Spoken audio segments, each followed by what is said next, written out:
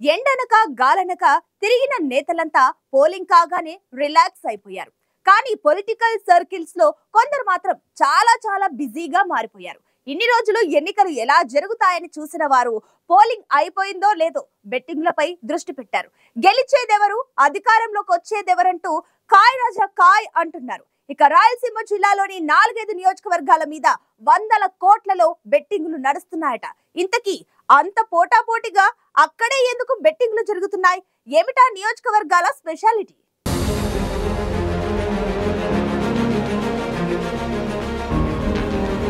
ఎప్పుడు ఎన్నికలు జరిగినా ఎవరు గెలుస్తారన్న దానిపై ఉత్కంఠ ఉండడం సహజం. ఎవరు గెలుస్తారన్న దానిపై బెట్టింగులు జరగడం కూడా అంతే సహజంగా ఉంటుంది. కానీ ఈసారి మాత్రం అవి అంచనాలను మించిపోతున్నాయి. గతంలో ఎన్నికలు జరిగితే ఏ పార్టీ వైపు ఓటర్లు మొగ్గు చూపారన్న ఒక అంచనా ఉండేది. కానీ ఈసారి మాత్రం అలాంటి పరిస్థితి కనిపించలేదు. ఓటింగ్ శాతం భారీగా జరగడంతో ఏ పార్టీకి జనం ఓటేశారన్నది ఓ పెద్ద కన్ఫ్యూజన్ కనిపిస్తోంది. ఇలాంటి పరిస్థితుల్లో బెట్టింగులు మాత్రం చాలా జోరుగా సాగుతున్నాయి. ముఖ్యంగా ఉమ్మడి అనంతపురం జిల్లాలో కొన్ని సీట్లపై జరుగుతున్న బెట్టింగులు అందరినీ ఆశ్చర్యానికి గురిచేస్తున్నాయి. ఆ నియోజకవర్గాల్లో ఉన్న ప్రత్యేక పరిస్థితులే దీనికి కారణమని చెప్పాలి.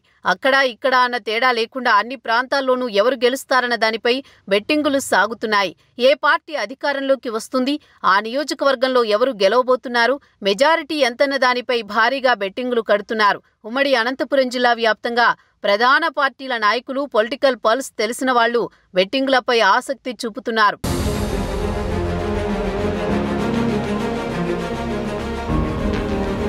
వాస్తవంగా 2014 ఎన్నికల్లో ఇలాంటి పరిస్థితి చాలా బలంగా కనిపించింది. కానీ ఇప్పుడు అంతకు మించి అన్న రేంజ్లో బెట్టింగులు సాగుతున్నాయి.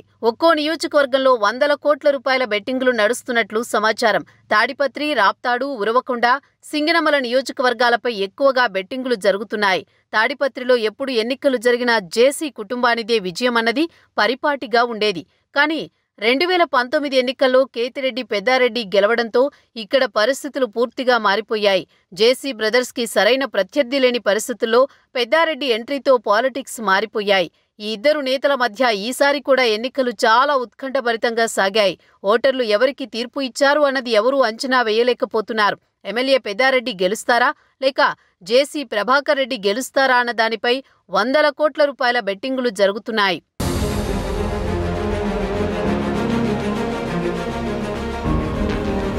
పరిటాల కుటుంబానికి పట్టున్న రాప్తాడు నియోజకవర్గంలో కూడా ఇలాంటి పరిస్థితి కనిపిస్తోంది. గతంలో మాజీ మంత్రి పరిటాల సునీత కుటుంబానికి నియోజకవర్గంలో ఎదురేలేదు. కానీ 2019 ఎన్నికల్లో తోపుదుర్తి ప్రకాష్ రెడ్డి గెలవడంతో నియోజకవర్గంలో రాజకీయ సమీకరణాలు పూర్తిగా మారాయి. ఈసారి కూడా గెలుపుపై ఎమ్మెల్యే ప్రకాష్ రెడ్డి ధీమాగా ఉండడంతో వైసీపీ నాయకులు భారీ స్థాయిలో బెట్టింగులకు వెళుతున్నారు. టీడీపీ నాయకులు కూడా అంతకు రెట్టింపు స్థాయిలో పందేలు కాసేందుకు ముందుకొస్తున్నారు. మరోవైపు ఉరవకొండ, సింగనమల విషయాల్లో సెంటిమెంట్పై బెట్టింగులు జరుగుతున్నాయి. ఉరవకొండలో గెలిచిన ఎమ్మెల్యే పార్టీ ఖచ్చితంగా అధికారంలోకి రాదు. సింగనమలలో దానికి రివర్స్. అక్కడ ఏ అభ్యర్థి గెలిస్తే అనుమానం లేకుండా ఆ పార్టీని అధికారంలోకి వస్తుందన్న సెంటిమెంట్ బలంగా ఉంది. ఈ రెండు సెంటిమెంట్లు బేస్ మీద బెట్టింగులు సాగుతున్నాయి. ఈసారి సెంటిమెంట్ని బ్రేక్ చేసి తాము గెలుస్తామని ఎమ్మెల్యే పయ్యావుల కేశవ్, మాజీ ఎమ్మెల్యే విశ్వేశ్వర్రెడ్డి ధీమాగా ఉన్నారు. గెలిచేది మేమే, అధికారంలోకి వచ్చేది మేమేనని చాలా కాన్ఫిడెంట్గా చెబుతున్నారు. దీనికి తోడు ఇక్కడ ఓటింగ్ కూడా భారీగా జరిగింది. అందుకే పందేలు కాసేందుకు రెండు వర్గాలు ఉత్సాహంగా ముందుకొస్తున్నారు.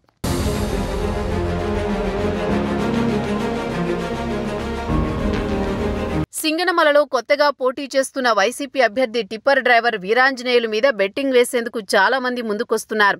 టీడీపీ నుంచి పోటీ చేసిన బండారు శ్రావణికి నియోజకవర్గంలో చాలా బలమున్నా ఆమె మీద వీరాంజనేయులు గెలుస్తారని చాలా మంది నాయకులు కాన్ఫిడెంట్గా చెబుతున్నారు. ఆ నమ్మకంతోనే సింగనమలలో భారీ స్థాయిలో బెట్టింగులు జరుగుతున్నాయి.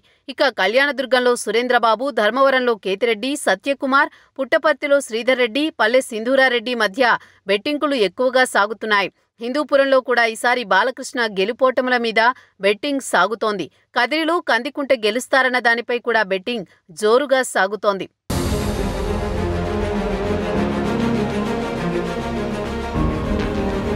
బెట్టింగుల విషయంలో ఈసారి తెలుగుదేశం పార్టీ నాయకులు స్పీడ్ మీదున్నారు. తమ పార్టీ ఈసారి ఖచ్చితంగా అధికారంలోకి వస్తుందని జోరుగా బెట్టింగులు వేస్తున్నారు.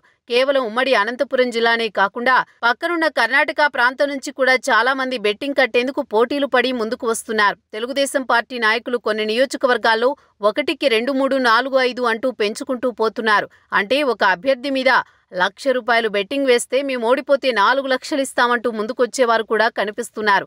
అయితే సీఎం జగన్ చేసిన ప్రకటనతో తెలుగుదేశం పార్టీ నాయకులు ఆలోచనలో పడ్డారు. మరోవైపు మొన్నటిదాకా కాస్త వెనక్కి తగ్గిన వైసీపీ నాయకులు అధినేత ప్రకటన తర్వాత బెట్టింగ్ మే సవాల్ అంటున్నారు.